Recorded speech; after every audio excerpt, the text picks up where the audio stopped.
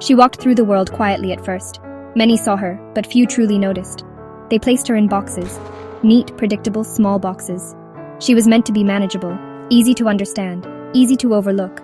But deep inside, a different story was beginning to write itself. A story they hadn't read yet.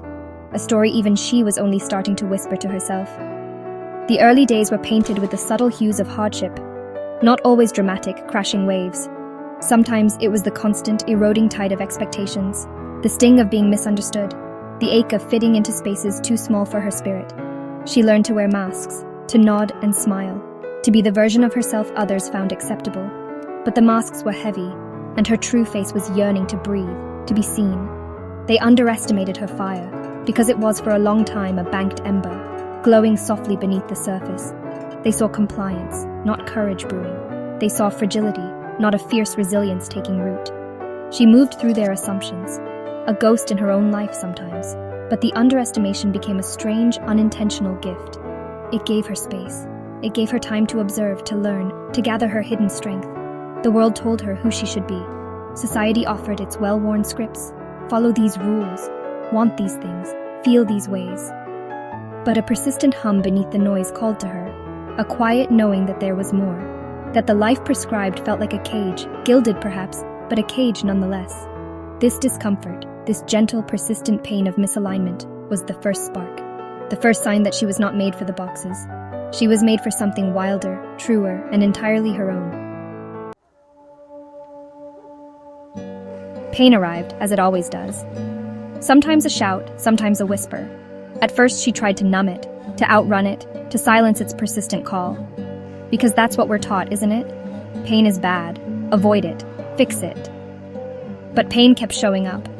It was a relentless messenger, and slowly she began to wonder if its message was not just suffering. Perhaps it was a map. She started to turn towards her pain, not to wallow, but to listen. What was this ache trying to tell her? What truth was hidden beneath the hurt? Each pang became a question, each sorrow an invitation to go deeper into herself. She realized pain was not the enemy. It was a guide pointing her toward the parts of her that needed healing, the parts that needed to be reclaimed, the parts that held her truest self. This journey inward was not easy. It was messy. It was brutal at times. There were days she wanted to quit, to go back to the numbness, but the knowing inside her, that persistent hum, urged her on. She learned that her heartbreaks were not failures. They were lessons in what she valued, what she needed. Her anxieties were signals, highlighting where she felt unsafe or untrue. Her anger, when she finally allowed herself to feel it, was a fierce protector. It showed her where her boundaries had been crossed. Pain became her most profound teacher. It taught her about her own capacity for resilience. It showed her the incredible strength she possessed, a strength she never knew was there until she was forced to use it. She discovered that her wounds were not sources of shame. They were evidence of her battles, evidence of her survival, and eventually, evidence of her becoming. She learned that to be fully alive is to feel everything, even the hard things. This feeling, all of it, was the path to her power. The transformation began when she stopped seeing her hardships as dead ends. Instead, she started to view them as raw materials, the very ingredients she needed to build a different life. Each difficult experience, each moment of being brought to her knees, was examined. Not with bitterness, but with a fierce curiosity. What could be learned here? What strength could be forged from this fire? She began to collect the lessons like precious gems. The betrayals taught her the importance of self-trust. The losses carved out space for new, more authentic connections. Her scars were no longer something to hide. They became her roadmap, her testimony. They told the story of where she had been and how she had survived. More than that, they were proof of her ability to heal, to not just mend, but to become stronger in the broken places. Like a tree that grows around an obstacle, her spirit found new ways to reach for the light. The very things that were meant to diminish her became her defining strengths. Her sensitivity, once a source of pain, transformed into profound empathy. Her stubbornness, once seen as a flaw, became unwavering determination. She realized that her power wasn't in avoiding pain. It was in her willingness to walk through it, to feel it fully, and then to decide what to build from it.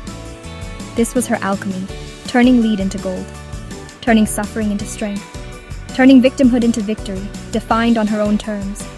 It wasn't about erasing the past. It was about integrating it, honoring the journey, and using every piece of it to fuel her ascent. She understood that true power wasn't about never falling. It was about how she rose each and every time. This process was not about seeking revenge or proving others wrong. It was an internal revolution, a quiet, determined claiming of her own worth and her own story. She learned that the experiences that once made her feel isolated were, in fact, universal threads connecting her to others. Her pain, once metabolized, became a source of connection, a wellspring of compassion for herself and for the world. She didn't become hardened by her struggles.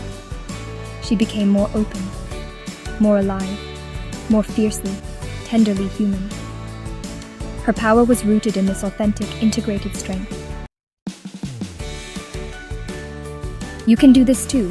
You can rise. It begins with a decision to stop running from your pain, and instead, to turn and face it, gently. Start small. You don't need anyone's permission to begin. Find a quiet moment. Breathe. Ask yourself, what is this feeling trying to tell me? Get a notebook. Write it down. Don't judge what comes out.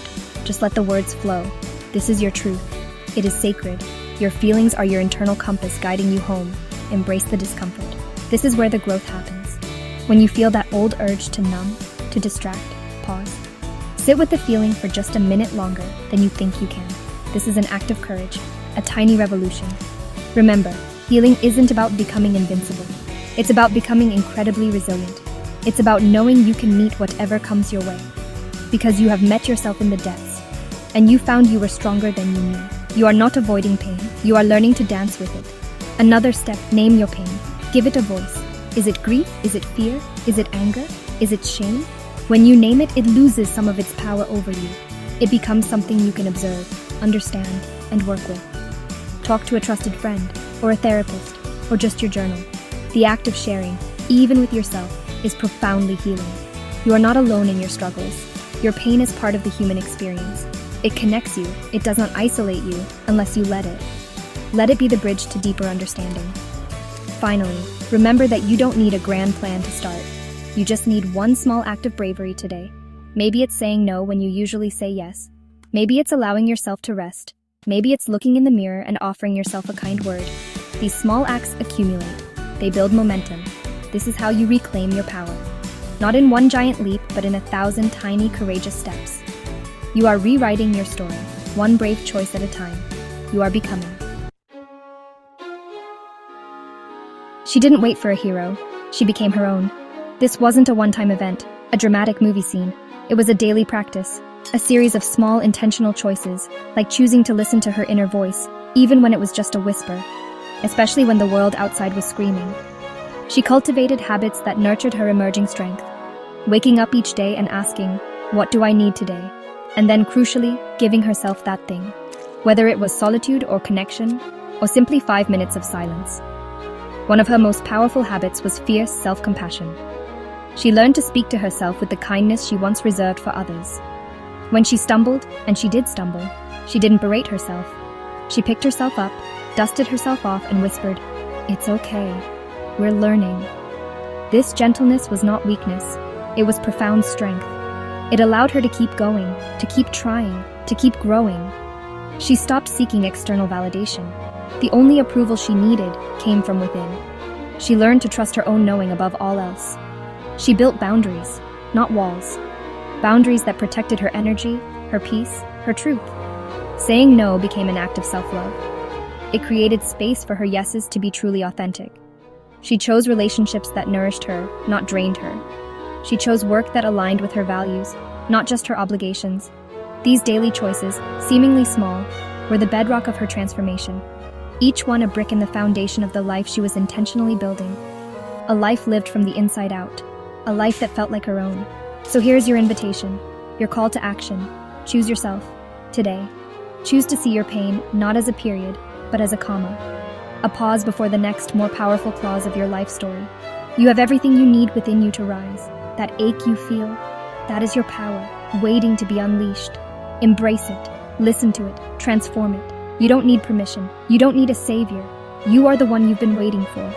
Begin, now. Become the woman who turns her pain into her power.